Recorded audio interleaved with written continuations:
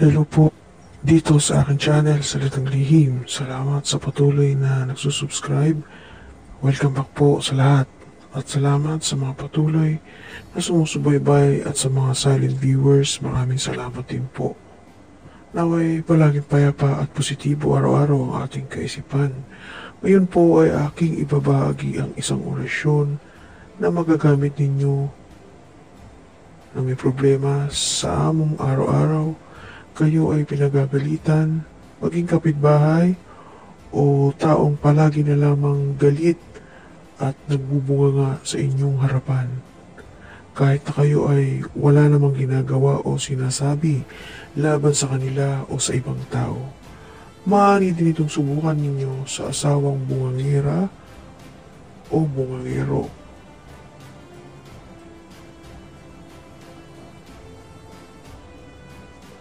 Ito ay po pwedeng gamitin kahit sino sa bertudes, ay maaari din namang magamit po ito na hindi na po madebosyonan dahil sila ang may kakayahang makapagpagana ng isang orasyon o tangan na hindi kailangan ng debosyon o debosyonan.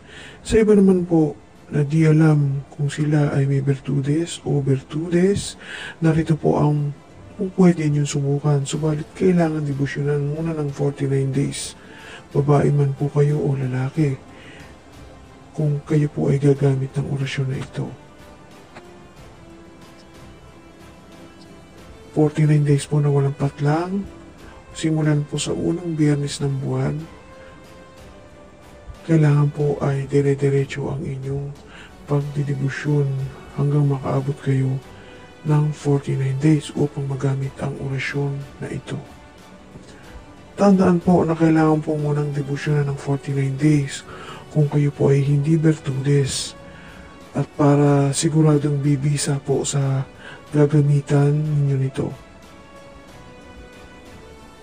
Unang biyernes po ng buwan, tandaan po, ito ay inyong simulan ang pagdedebosyon tuwing alas 6 ng hapon o alas 6 lamang po ng umaga.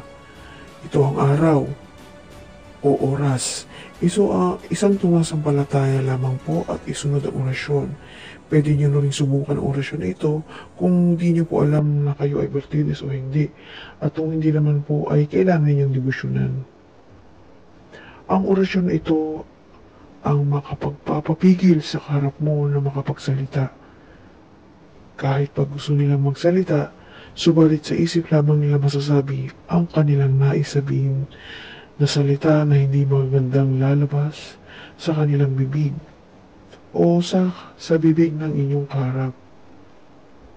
Kapag inyo na pong inusal ng pasimple ang orasyon na ito sa inyong kaharap, lalabas lamang po ang salita at limitado ang lalabas sa bibig nila.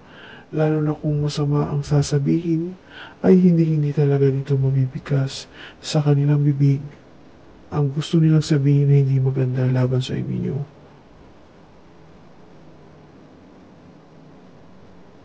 Pamilin po, usanin lamang po ng pasimple kung alam po ninyong parating o palapit na ang taong alam mo na magsasalita sa inyo ng hindi maganda upang hindi masira ang inyong araw. Isang beses nyo lamang po itong usalin, sabay ihip sa kanya na di niya dapat mapansin. Narito po ang orasyon. Freedom, libre, todo, malo Jesus, Jesus, Nazareno. At iihip na po ng isang beses sa direksyon ng tao na nais matikom ang bibig habang siya ay kaharap mo po.